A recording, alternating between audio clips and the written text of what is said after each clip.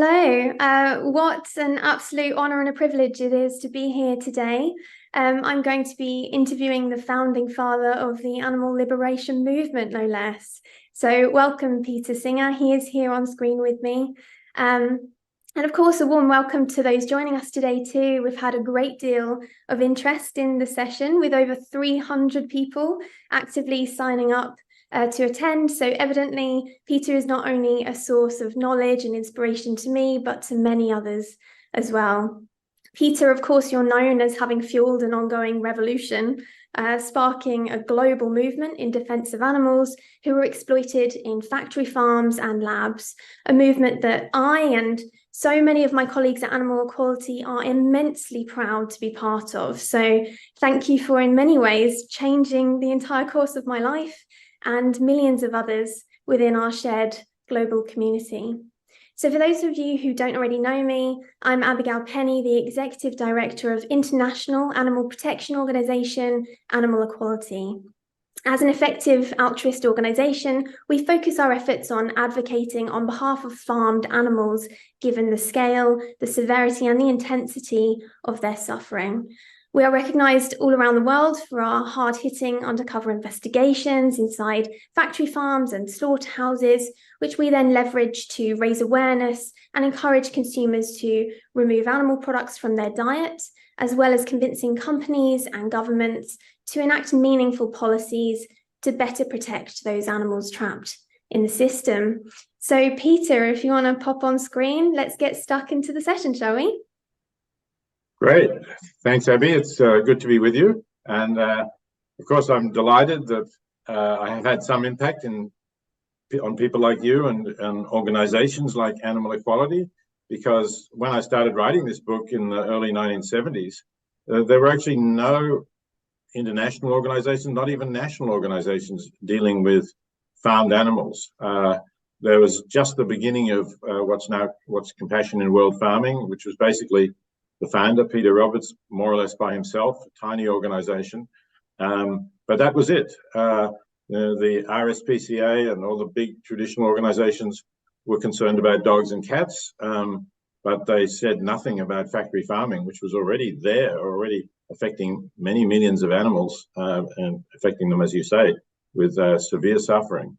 But nobody was talking about that at all. So it's terrific that you and others are doing exactly that now. Absolutely. And that is a perfect segue into giving a bit of an overview to those who are watching us today as to what this discussion will entail. And ultimately, it's a celebration of Peter's recent publication of that classic 1975 book, Animal Liberation. He's recently given a fully updated version, 50 years on, Animal Liberation Now. And while some attendees may not also be aware, this is also in anticipation of another forthcoming book release that he has coming out called The Buddhist and the Ethicist. And I've been lucky enough to have a bit of a sneak peek into the book, and I'm in the process of reading it right now, and it provides a really interesting exchange of ideas, exploring philosophy and religion. So our conversation today will comprise of two sessions. One part will be a fireside chat, and then followed by a 20 or so minute live audience Q&A. So get using the app, add your questions in. We'll be keeping an eye on those and we'll get to them later. And we'll ultimately be touching on Peter's thoughts and reflections on the movement, its triumphs, its challenges, and its prospective opportunities. So to get the ball rolling, my first question to you today, Peter, is what have been some of the key achievements that you have seen in the animal rights movement since you first published your book 50 years ago? And what are some of the tactics that you've seen employed that have proven successful in bringing about these impacts for animals? Thanks, Abby. There have been a lot of achievements. Obviously, we haven't got nearly as far as we would have liked to. But in terms of achievements, the first one is awareness of this issue. I mean, the idea of animal rights or of that we ought not to be eating animals even was considered pretty strange in the 1970s. Animal rights themselves got ridiculed, and vegetarians were mostly thought of basically as cranks, which was the name of the best vegetarian restaurant in London at the time, was Cranks, sort of self-mockery, I guess. But that was the image that vegetarians had. And now, of course, that's completely different. People understand that the treatment of animals is a serious issue. It's part of the effective altruism movement. There's such a profusion of vegetarian and vegan food products around that it's much easier for people to be vegetarian or vegan. Restaurants all have options which they didn't have then. So those are significant achievements. The other achievements that I would particularly talk about, as you said, farmed animals are by far the majority of animals on whom we inflict severe, intense suffering.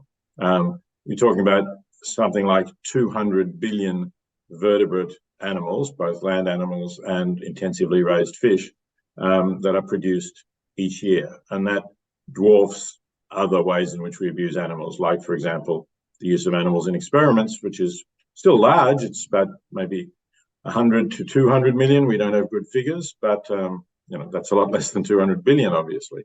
And we have made progress for farmed animals, particularly, it varies where we've made progress. We've made progress in Europe, including the United Kingdom. The whole of the EU has laws that prevent some of the very worst forms of confining animals.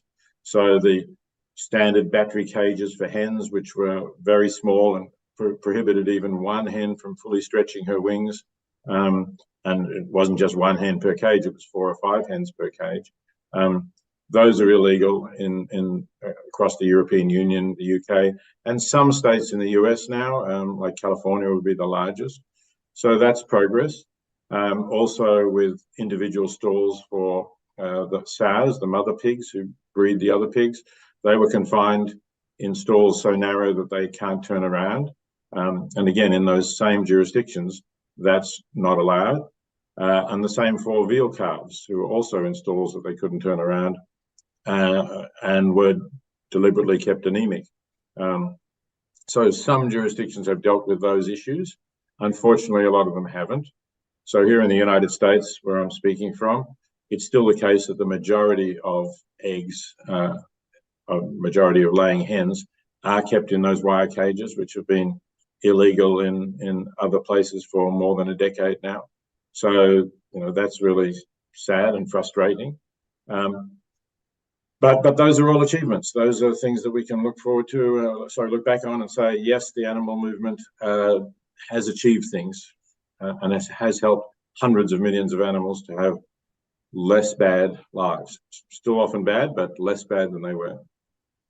Definitely. And I certainly get the impression that, as you say, while there are lots of things to celebrate, perhaps the movement hasn't moved at the scale or the pace that you had perhaps hoped for when you first released your book. So have you observed the movement suffer obstacles during these past 5 decades that you perhaps hadn't originally anticipated? And what would those have looked like to you? I suppose that as somebody who was studying philosophy when I wrote the book and now teaching it, it's disappointing that people are not moved by ethical arguments about what to eat, or at least not enough of them are. Obviously, some of them, many of them are, and that explains the greater number of vegans that we have. But it's still not the mainstream, and that's really disappointing. That so many people now know about factory farming, they know how bad it is for animals, how bad it is for the environment, but they still go and buy whatever's cheap in the supermarket. And that's always, if they're buying animal products, that's always a factory farmed product. So I suppose I've had to accept that it's really hard to move people in terms of what they eat. This is something more fundamental, it seems, than I had realized, because when my wife and I sort of learned how animals were being treated, it was fairly straightforward that we were going to stop eating them. We didn't want to support that kind of industry by, with our money, basically. If you go there and purchase it, that's all the support the industry needs. We made that change. We enjoyed the change. We feel great without eating animals, but there's a lot of people who don't seem able or willing to make that change, and that's really disappointing, because we really need to get at that, and we need to change the way people eat for the animals and for the planet. Definitely. And I think, there's a lot of power in our wallets. And I think it is a matter of that drip feed effect of trying to encourage people to feel empowered and not only to understand the issues, but also to know what they can then do about that. But it certainly takes time. And I think you're right. We all have to learn some level of patience, sadly, as we go through this, because it does take longer than you would first hope. Something else in animal liberation now that you reflected on was China in particular, which I found interesting. So, of course, it's becoming a bit of a powerhouse for animal agriculture, despite Buddhism being central to its culture. And I know from previous conversations that you and I have had that you and also activist Henry Spira saw this coming. You predicted that there would be growth of animal exploitation in the country. But with the benefit of hindsight, is there any advice that you would give your past self or other activists that we could have perhaps tried to slow down the accelerated industry growth? Or do you think that was bound to happen no matter all of our efforts to try and prevent it? I think that probably it was bound to happen. Once China lifted hundreds of millions of people out of poverty, which of course is a good thing. We have to be glad that people are not living in serious poverty. But that meant that they wanted to buy more meat because that had been something that wealthier people had and they couldn't have. And now they can. Now they have the means to do it. And that's tragic, really, because it's not good for them. There's a study by Colin Campbell showing that health actually deteriorated as they started eating more meat.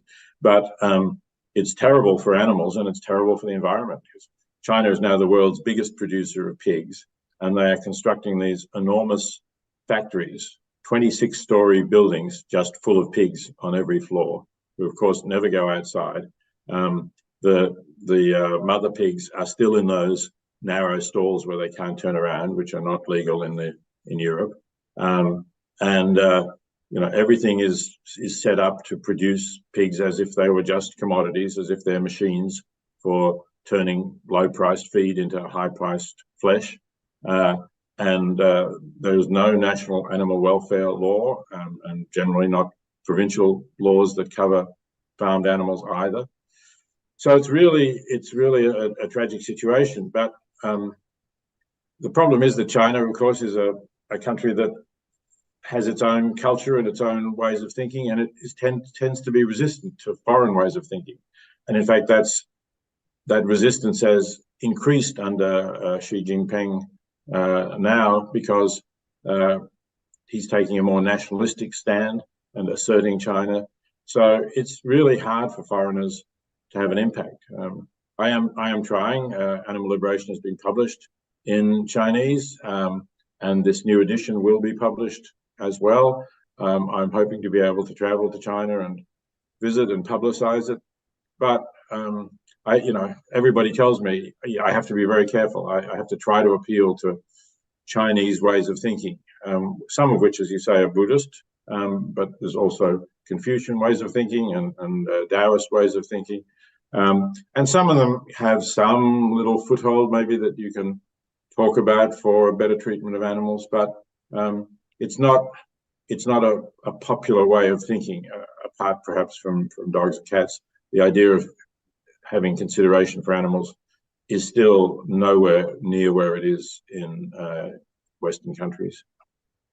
Absolutely. And I think the thing clearly is that there is animal cruelty happening on every continent, in every country, really. Where we're farming animals, there will be suffering taking place. So, of course, it's not only in China, despite the fact that it is accelerating its growth, but we're seeing similar things across the board. So, for example, if we bring it back closer to home, for me at least, Scotland is on my doorstep. It's a major exporter of salmon products. And yet, of course, salmon are one of the most exploited animals on the planet and most deserving of our attention, arguably. The scale of suffering is absolutely staggering. Globally, we're talking about 120 billion fish are industrially raised and slaughtered every year, and up to 77 million in Scotland. Despite this, it is a relatively new and, as I say, neglected area of advocacy. So Why do you think this is, and what would you like to see being done for our underwater friends? Well, I must admit that in the first edition of Animal Liberation in 1975, I did not pay very much attention to fish either. And I didn't, partly because I thought this is going to be going a step too far for many people. It's enough that you try to get them to have empathy for chickens, which people thought were stupid birds made fun of. Of course, they're not, actually. They're highly complex and intelligent social beings. But with fish, because they're cold-blooded. They don't have expressions that we can read. Even their behavior is hard for us to understand. They don't vocalize like other animals do when they're distressed. So yeah, and also, I mean, in 1975, people questioned whether fish could feel pain at all. And now, and I talk about this in Animal Liberation now, there's been much better research in the last 10 or 15 years by Victoria Braithwaite in University of Pennsylvania and other researchers that I think make it very clear that fish do feel pain, that they're, in fact, even they will trade off the degree of severity of pain for depending on how much they want something, how much they want food, or even how much, in some species, they want to be with a companion. So yeah, they're clearly sensitive beings, and yet this sort of underwater factory farming that is what is going on in Scotland and many other places still gets very little attention, and it's terrible both for the fish and the crowding of the fish, the fact that the salmon you mentioned are infested with sea lice, which clearly cause them pain and suffering and distress. There's all of that. There's the no humane slaughter really for fish. There's the overcrowding. There's the fact that salmon would normally be swimming long distances, of course, across the oceans. They can't do that. But also there's the fact that salmon are carnivorous fish. And so you have to feed them. And to feed them, the trawlers go out into the ocean and they catch these cheap, low-value fish, and then they're ground up into pellets to be fed to the salmon. So one study looked at how many fish actually die if you eat a salmon, mature salmon, it's eaten the equivalent of 147 other fish. So it's not just the fish on your plate that you're responsible for the life and death of, but 147 other fish trawled up out of the oceans, obviously damaging ocean equality. And again, dying painful deaths with absolutely no humane slaughter, suffocating to death or being crushed in a net with millions of other fish. It's a horrendous industry, and people who think, well, I agree with you about animals. It's very bad. I don't eat any meat, but I only eat fish. They're not really helping, unfortunately. They're eating fish. No, exactly that. And I guess to briefly bring it to some of the work that Animal Equality is doing, we're trying through lobbying and legislative initiatives to try to help those animals trapped in the system, because as you say, there are very few to little animal protection policies in place for fish. They've been completely forgotten in law. So we're trying to encourage slaughter legislation, but at the same time, we're trying to slow down the growth of that industry because it is incredibly destructive. But ultimately, this is a totally inherently unsustainable industry in itself. And I suppose as a good segue into the next question, a lot of our work is focusing on that lobbying, because we've seen that it can bring about huge amounts of success. Animal Equality has secured laws in Mexico to ban clandestine slaughterhouses. We've encouraged Indian government to ban the importation and production of foie gras. But at the same time, all of us are seeing this backpedaling when it comes to legislative initiatives. So a very obvious one is the End the Cage Age campaign. We're seeing the European Commission is now distancing itself from banning cages in farms across Europe. So what would you say to the activists who are perhaps feeling a bit disheartened by this seeming lack of political progress of late, and how much importance do you still place on allocating time to push for new legislation? Well, I think it's very important to push for new legislation, and I think that what activists can do is to support organizations that are working for legislation in Europe, in the United Kingdom particularly, and because I think that's where there's been success in getting legislation, as I said, on a large scale through the EU, in the United Kingdom as well. And that does work, and you can see that citizens have had an influence on that. I hope that the End the Cage Age will actually be revived again when the commissioners can see that there is enough popular demand for it. So that seems to work well in those parliamentary democracies. Here in the United States, it's a little different. The major successes have not been in getting legislation through the legislature, that is either the federal or state congresses. It's been through the citizens-initiated referenda, which about half of the American states have provisions for citizens to, if you get enough signatures on a petition, you can get something onto the ballot. And that's how it came about that California and about 10 other states and the District of Columbia have legislation that is somewhat similar to that in the UK and Europe. In other words, banning the battery cages, the sow stalls, the individual veal crates, requiring that animals have some room to move around and stretch their limbs, basically. It's still very minimal, but it's definitely better than nothing. But the problem is that the states that produce the largest quantities of animal products, states like Iowa, Nebraska, North Carolina, which produce most of the pigs in the country, and some of the southern states that produce a lot of the chicken, like Arkansas, they don't have this legislation at all. Some of them, they may not have the citizen-initiated referenda procedure, or if they do, they're just so dominated by agriculture that you can't get it through. So we really need to educate Americans to stop eating these products. And the states that have banned these production methods to also not allow the import of it. And the Supreme Court, in one of the rare decisions of the United States Supreme Court lately that I've approved of, actually upheld California's right to prohibit the import of pig products from pigs not kept in compliance with California's own standards, which is a big victory. Absolutely. As you say, I think that's the thing that is our guiding star, I'm sure not only for me and my colleagues, but I think the entire movement is seeing things like Prop 12 come about. I think I also read just yesterday that 38 million euros has been given by the German government to support plant-based initiatives or the production of cultivated meat. So we are seeing slowly but surely our work is paying off. It just takes time. So we've had a chance in this session so far to talk a little bit about your reflections on the past and also the current political climate. So while we just have a few more minutes left before we jump to those Q&A from the audience, let's have a look into the future. So we know that climate change is worsening the situation for farmed animals.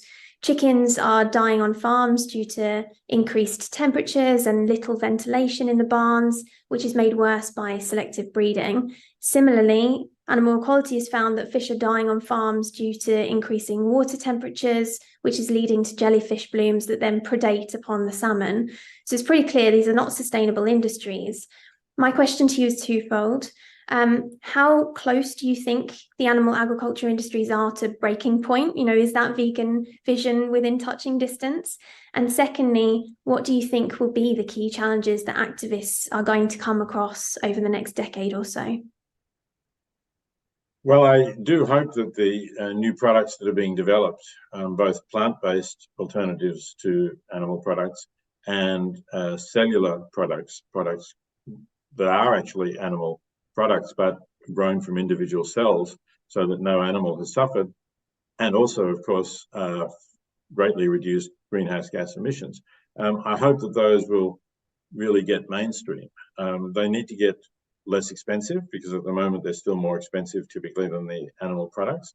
But in principle, there's no reason why they can't get less expensive. They're in a sense, they're more efficient. They're only producing the parts of the animals that we eat rather than the bones and skin and all the rest of it. So I'm hopeful that they will catch on. But one of the challenges we're going to face is resistance to them by governments that are in thrall to the farmers. So we've recently seen the Italian government prohibiting these products, this cellular meat or cultured meat. And there have been moves in the United States to do that as well by the farming lobby. I doubt that they will succeed in the United States, but they could succeed in some other jurisdictions. So that's a threat that needs to be fought. And the point, that this is not only reducing animal suffering, but that it's also necessary if we're going to get to net zero greenhouse gas emissions, because the animal industries are major emitters of greenhouse gas. That's one that we've got to make very forcefully too. It looks like we're finding ways to replace fossil fuels with clean energy, particularly solar. But at the moment, even if we do that, that will just mean that emissions from animals become a larger proportion of what we're doing to the climate in terms of heating things up. So I think that's the direction that we need to go in. Definitely. Well, we'll need to book in a session for you and I to do this again in 10 years and see whether your predictions turned out to be correct. Good. I look forward to that. So my last question to you before we jump on to the audience questions is, how important is language in your opinion? Because I'm very conscious and very deliberate with the terminology that I use, that my team uses.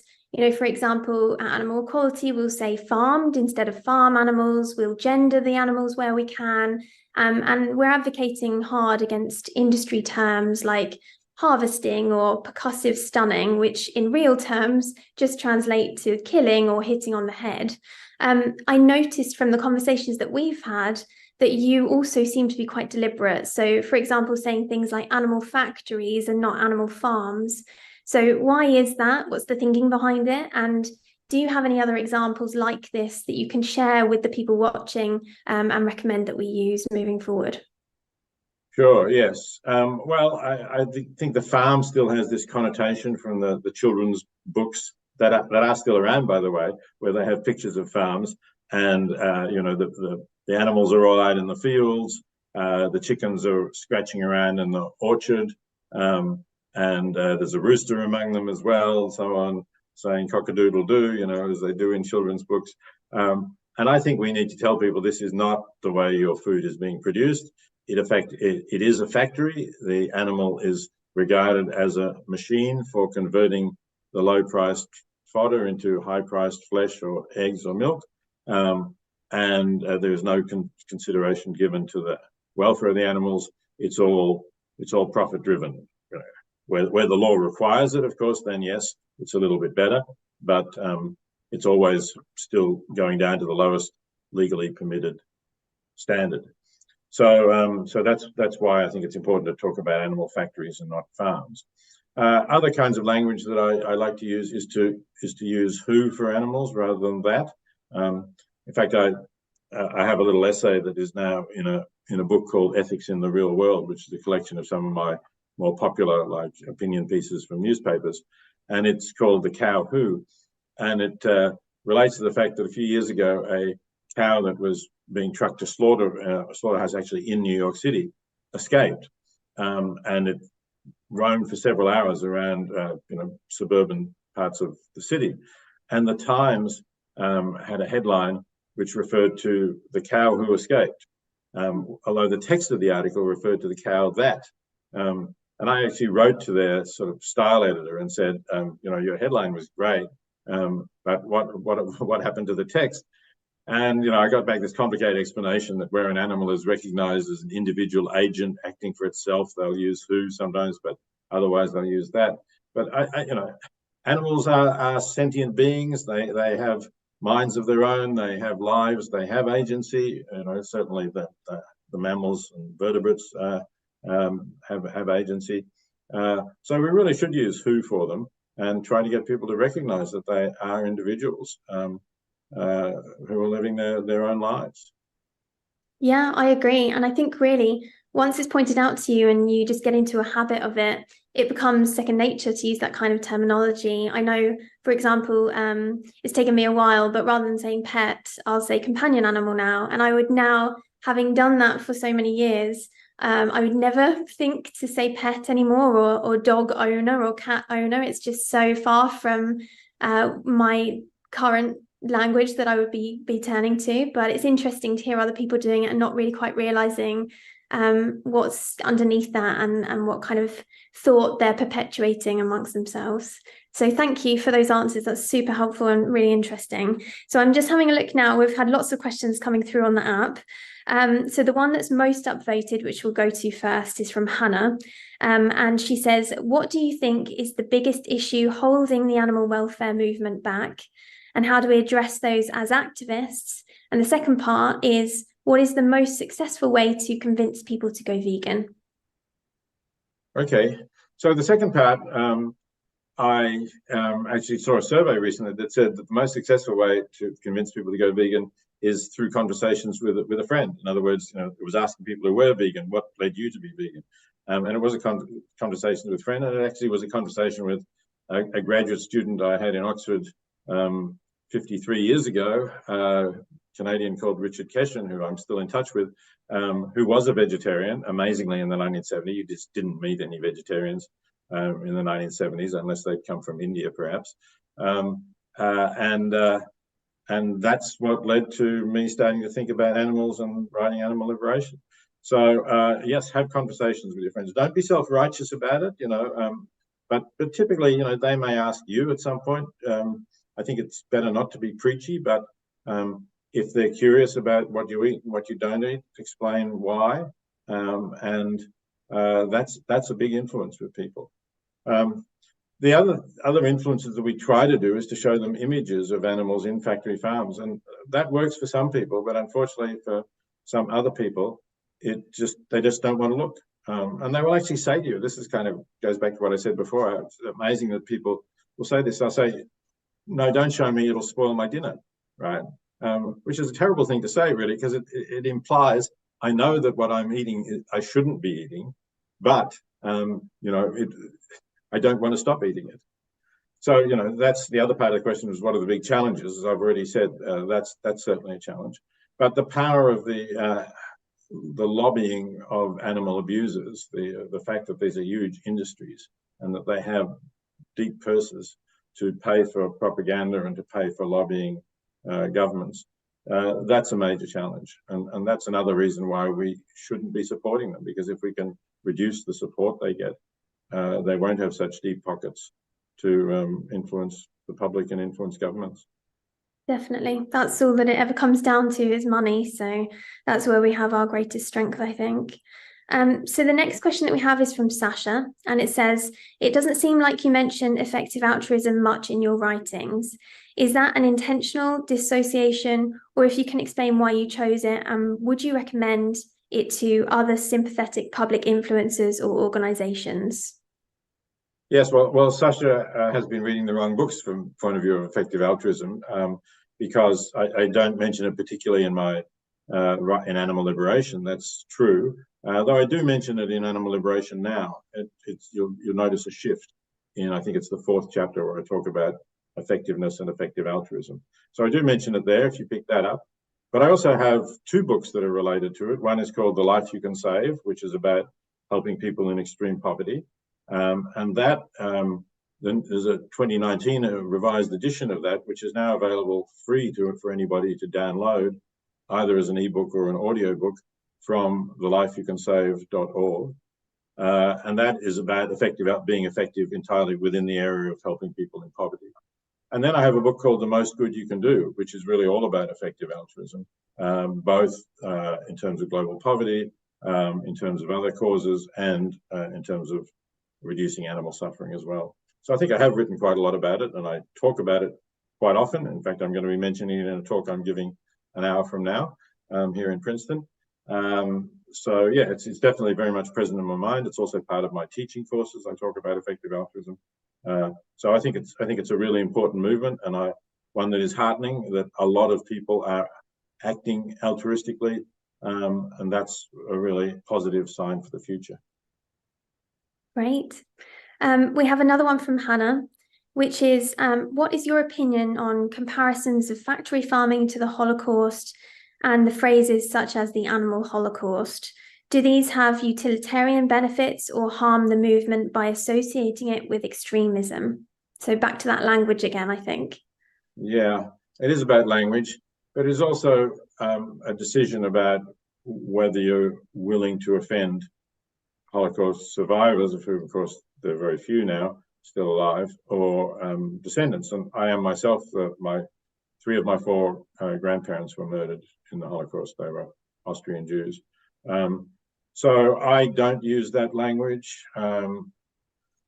I can understand why people use it. It is an enormous killing, but it implies that the killing of the animals is exactly the same as, in some way, as the killing of the Jews or the Romani people or whoever else it was who the Nazis were murdering.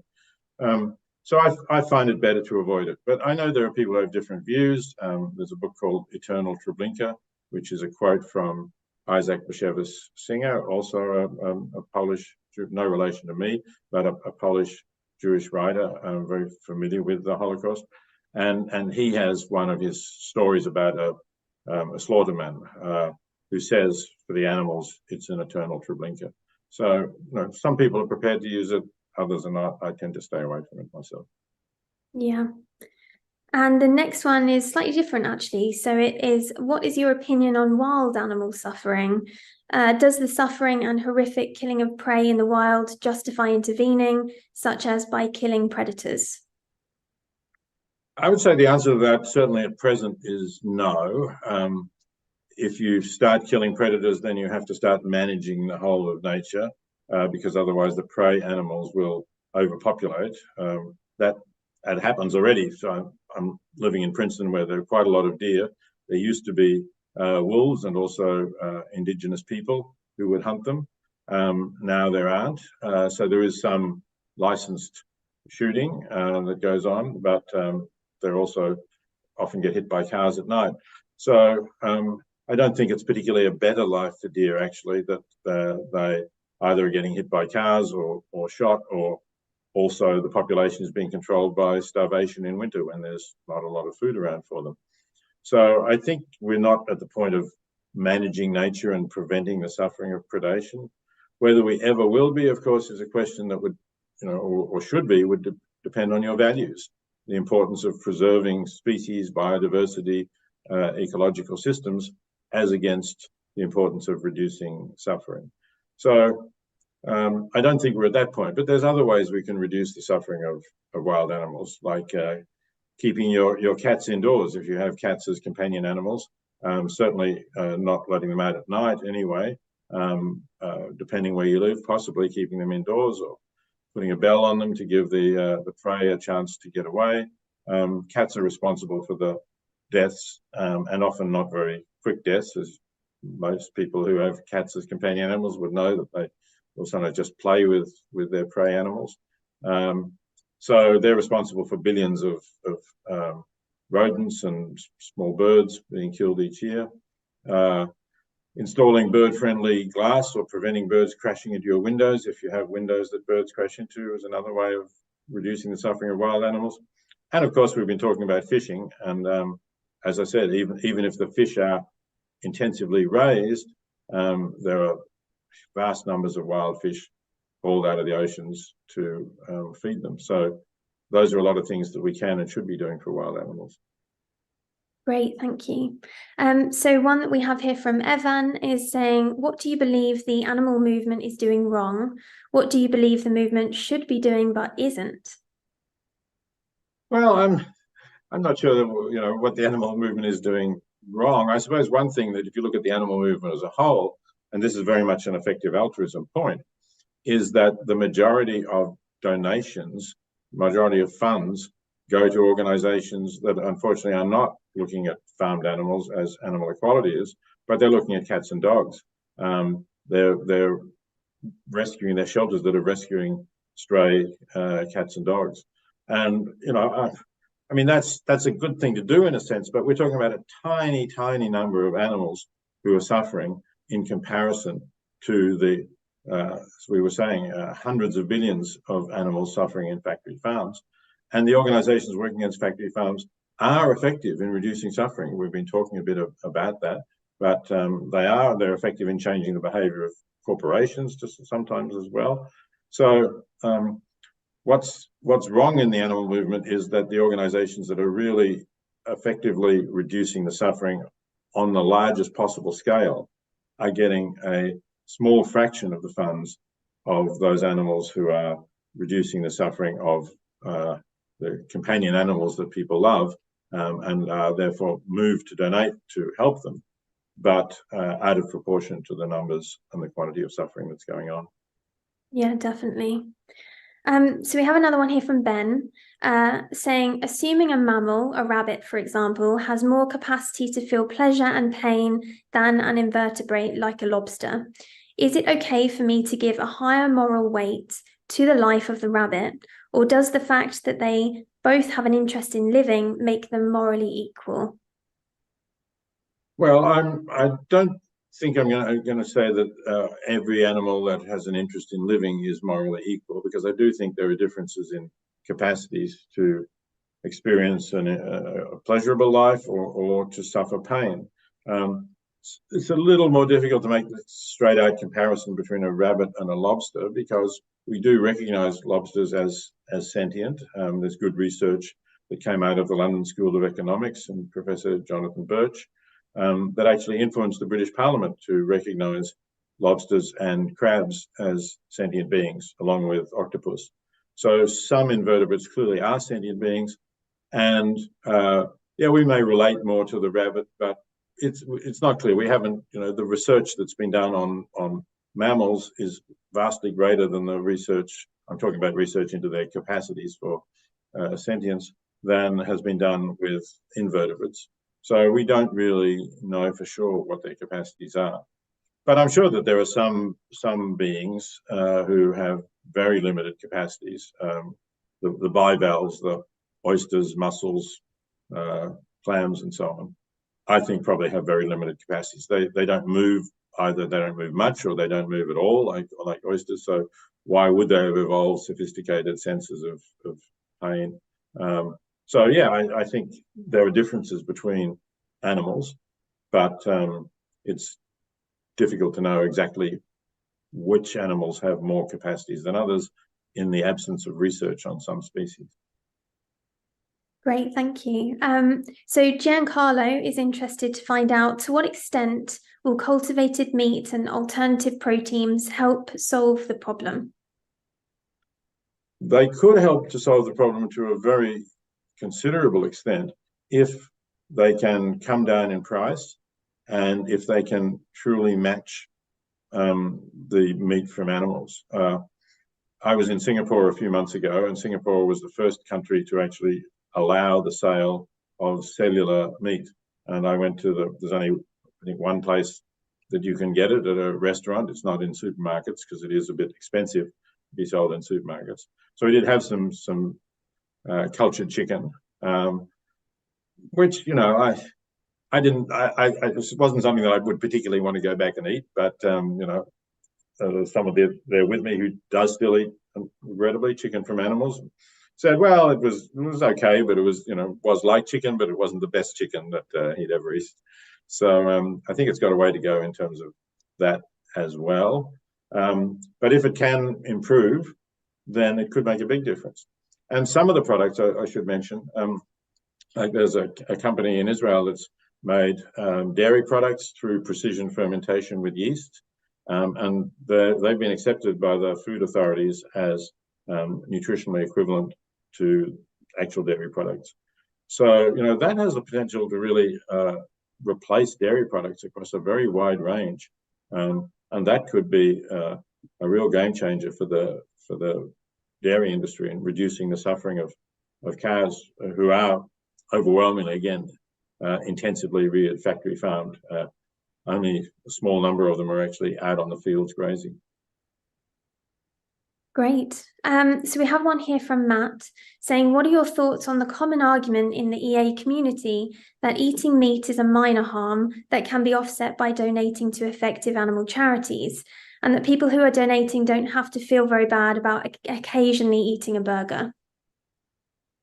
Yeah, if they're genuinely making significant donations to organizations that are effectively reducing animal suffering, and they have this passion to eat a burger, every now and again. It's being vegan is not a religious matter for me. It's not like it's a terrible sin if you occasionally have something which comes from an animal. I think you can do both. I don't see why it's one or the other, and I'm perfectly happy enjoying a plant-based diet without eating burgers, for meat. But actually, I don't even eat the plant-based burgers really very often because I just don't think a burger is a particularly delicious thing to eat. If people really want to do that and they really do offset it with a substantial donation to an organization that's doing good, I'll buy that. I'm not going to condemn them as long as they're making that contribution. They're doing something to reduce animal suffering. And what is your opinion on eating animals such as oysters, insects, and mussels whose sentience is uncertain? I know you touched on it a little already. Was there anything you wanted to add? I don't, if people want to eat oysters, I think it's unlikely that they're sentient beings. So you can do it. I don't. It's not something that I'm in the habit of doing much, but I don't think there's too much wrong with it. Insects, like I suppose people eat crickets and things like that. I don't know. I think we don't know enough about crickets. Probably are, or quite possibly are sentient. I shouldn't say probably. Really, it's hard to know, but we certainly can't exclude that they are. And of course, some insects are now being produced on such a vast scale, mostly to be fed to animals rather than to be eaten by humans. Like things like black soldier fly larvae. There's billions of them being produced. Again, we don't really know much about their sentience. We don't know whether, if they are sentient, the conditions in which they're produced are ones that they enjoy because there's enough food and so on, or not. So it's pretty hard to guess that one. But because there's so many being produced, I would say I'd put a question mark over it. And of course, it does also prop up the factory farming industry because that's where those products are going to. So I'd rather we didn't consume those products or produce those products while we're uncertain about their sentience. Definitely. And it's certainly a worry of mine, and something I'm very conscious of, is that with every decision that I make strategically for our team to work on, we have to be very conscious of what those consequences might be. And I think one, for example, that you mentioned earlier is that Scottish salmon consume 147 other smaller fish during their lifetime on average. And if we try to bring about that carnivorous argument to the industry, as we're seeing now, they're starting to try to find other ways to still farm the animals and not allow them to eat wild fish. So instead, they're now looking to potentially farm flies or other insects to feed to the fish, and then it becomes even more disastrous than it currently is. So, as you say, I think it all goes back around in circles to basically highlight the point. The best way that we can prevent the suffering is to take that precautionary principle and not eat animals at all if we have any concern that they may be sentient. Yes, absolutely. That's right. We can do very well on plants. And I think it's a great diet. There's some evidence that it's a healthier diet than diets with significant amounts of animal products in it too. So that would be what I would recommend.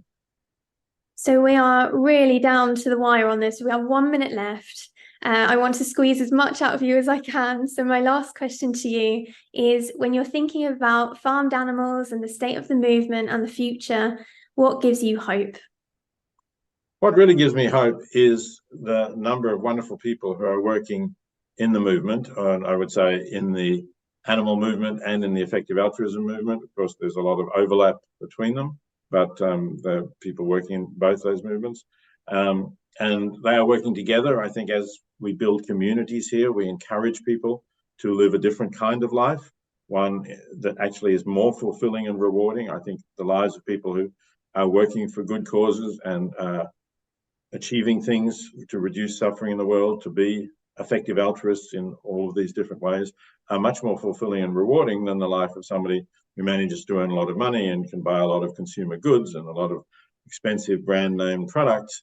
But all of the studies show that that's a hedonic treadmill. You just have to keep running, keep getting more money, keep getting more products to maintain the same level of satisfaction.